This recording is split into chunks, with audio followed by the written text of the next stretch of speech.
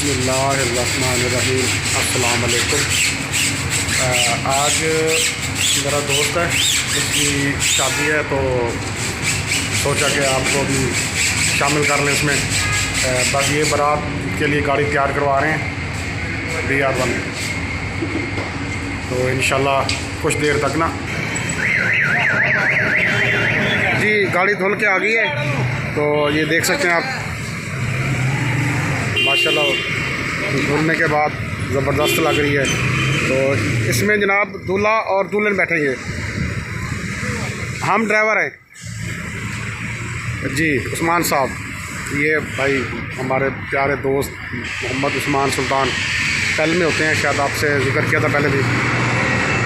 तो ये भी साथ जा रहे हैं, हम लोग सब इकट्ठे हैं। तो इंशाल्लाह आपको बारात की वीडियो भी दिखाएंगे। फ़िलहाल जो है ना, हम तैयारी कर रहे हैं, गाड़ी शाड़ी तैयार हो रही है। ठीक है, गाड़ी तैयार करने के बाद यहाँ से हम तकरीबन 1-1:30 बजे निकलेंगे।